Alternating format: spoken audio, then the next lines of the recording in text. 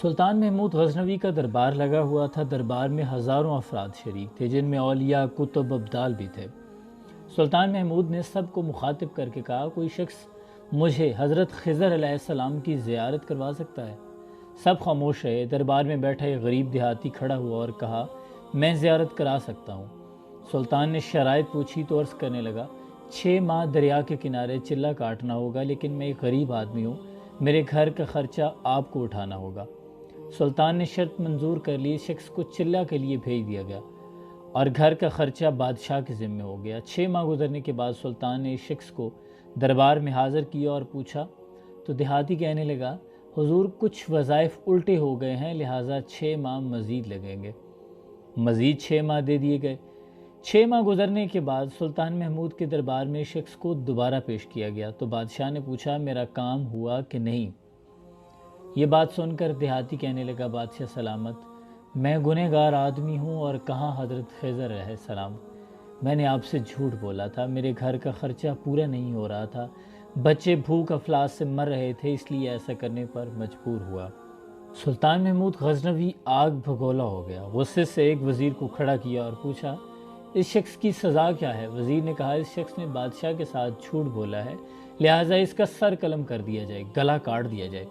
دربار میں ایک نورانی چہرے والے بزرگ بھی تشریف فرما تھے، کہنے لگے، بادشاہ سلامت، اس وزیر نے بالکل ٹھیک کہا۔ بادشاہ نے دوسرے وزیر سے پوچھا، آپ بتاؤ، اس نے کہا، اس شخص نے بادشاہ کے ساتھ فراڈ کیا ہے، اس کا گلا نہ کاٹا جائے بلکہ اسے کتوں کے آگے ڈالا جائے تاکہ یہ ذلیل ہو کے مرے، اسے مرنے میں کچھ وقت تو لگے۔ دربار میں بیٹھے اس نورانی چہرے والے بزرگ نے پھر کہا، بادشاہ سلامت، یہ وزیر بالکل ٹھیک کہہ رہا ہے۔ سلطان محمود غزنوی نے اپنے پیارے غلام ایاز سے پوچھا، تم کیا کہتے ہو؟ حضرت اقبال ایک شعر میں فرماتے ہیں کہ ایک ہی صف میں کھڑے ہو گئے محمود و ایاز، نہ کوئی بندہ رہا نہ کوئی بندہ نواز۔ ایاز کی محمود غزنوی کے ساتھ بڑی ایک قربت تھی۔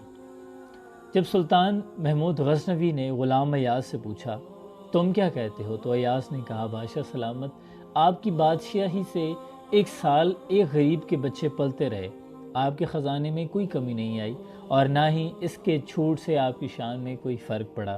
اگر میری بات مانے تو اسے معاف کر دیں، اگر اسے قتل کر دیا تو اس کے بچے بھوک سے مر جائیں گے۔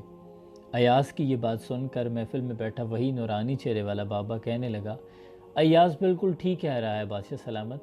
سلطان محمود غزنوی نے اس بابا جی کو بلایا اور پوچھا، آپ نے ہر وزیر کے فیصلے کو درست کہا، اس کی وجہ مجھے سمجھ نہیں آئی۔ تو وہ نورانی چہرے والے بابا جی کہنے لگے، بادشاہ سلامت، پہلے نمبر پر جس وزیر نے کہا کہ اس کا گلا کاٹا جائے وہ قوم کا کسائی ہے، اور کسائی کا کام ہے کہ گلا کاٹنا۔ اس نے اپنا خاندانی رنگ دکھایا، غلطی اس کی نہیں آپ کی ہے کہ آپ نے ایک کسائی کو وزیر بنا لیا۔